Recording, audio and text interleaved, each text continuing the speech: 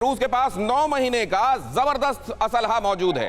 रूस के पास 9 महीने के लिए भरपूर मिसाइलें भी मौजूद हैं। रूस के पास अभी भी 1250 खतरनाक मिसाइलें मौजूद है। एस्टोनिया के इंटेलिजेंस का बड़ा दावा, 9 महीने तक बगैर किसी रोक टोक और बगैर किसी बाधा के रशिया इस लड़ाई को आगे बढ़ा सकता है। एस्टोनिया के इंटेलिजेंस की तरफ से दावा किया जा रहा है 1250 खतरनाक मिसाइलें अभी उसके रिजर्व में मौजूद।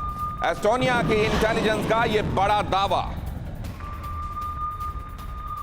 और अगली अहम खबर यह है कि महायुद्ध के मैदान से सबसे खतरनाक खबरों में से एक ये है, एस्टोनिया ने की संयुक्त राष्ट्र से बड़ी मांग, यूक्रेन को मिले प्रतिबंधित हथियारों के इस्तेमाल की इजाजत।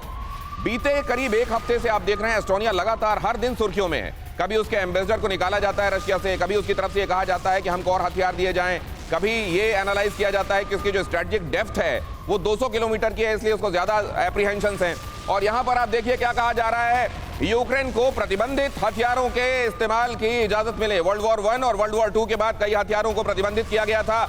कई तरह की गैसें, कई तरह के बॉम्ब्स, इनके रासायनिक हथियार, इनके इस्तेमाल पर पाबंदी है और उन प्रतिबंधित हथियारों के इस्तेमाल की इजाजत मिले, यह एस्टोनिया कह रहा है। ये केवल सुर्खियां बटोरने की कोशिश है मनीष झा, या ये मांग इस समय मायने रखती है? देखिए, वैसे तो दोनों तरफ से मैं श्योर हूं कि प्रतिबंधित हथियारों का इस्तेमाल हो रहा है।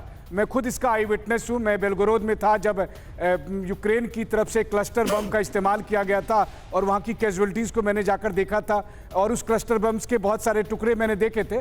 लेकिन ये जो बात है, जिस खबर का हम जिक्र कर रहे हैं, वो रूह कपा देने वाली इस मामले में है कि जब एस्टोनिया ये मांग कर रहा है, मान लीजिए कि संयुक्त राष्ट्र कहता है ठीक है यूक्रेन को हम ये छूट देते हैं, तो इसका मतलब यह है कि ये बात आकर कहाँ तक रुकेगी? तब केमिकल वेपन के इस्तेमाल की इजाज़त मिल जाएगी, बायो वेपन की इस्तेमाल की इजाज़त मिल जाएगी।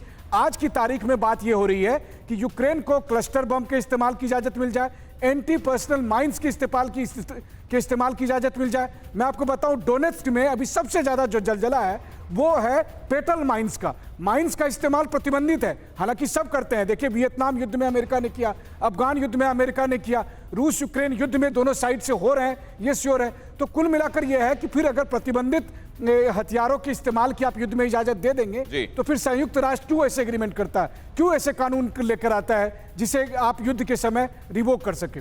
एस्टोनिया की तरफ से यह कहा जाना कि प्रतिबंधित हथियारों के इस्तेमाल की इजाजत मिलनी चाहिए, ये एस्टोनिया की दौर। मनीष, ये खबर एक्सक्लूसिवली आपके लिए लेकर आए हैं क्योंकि बातें यहां टैंक के आसपास बहुत सारी ऐसी भी घट रही हैं, इस पर निगाहें रखना बहुत आवश्यक है। जरा देखिए, प्रतिबंधित हथियारों की लिस्ट, क्लस्टर बॉम्ब्स इसमें शामिल हैं, एंटी पर्सनल माइंस इसमें शामिल हैं, केमिकल वेपन्स इसमें शामिल हैं, बायो वेपन इसमें शामिल हैं, पॉइजन वेपन भी इसमें शामिल हैं। और कहा यह जा रहा है कि इनके इस्तेमाल की इजाजत मिले। अगर इनके इस्तेमाल की इजाजत मिलेगी तो आपको क्या लगता है, रशिया के पास इन वॉरफेयर में उसके पास कमी है क्या?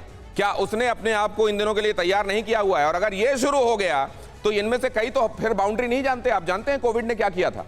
कोविड को भी यही माना गया कि हो सकता है कि ये किसी की शरारत ही हो और किसी ने ये टेस्ट करने के लिए ही किया हो। और अगर इसमें यह भी शामिल है तो एस्टोनिया की ये मांग, ये किसी भी सूरत में, जंग के किसी भी जंक्चर में ये बात कहा जाना, ये कोविड का मामला पूरी दुनिया में देख लेने के बाद भी ये कहा जाना, ये कितना गैर जिम्मेदाराना है,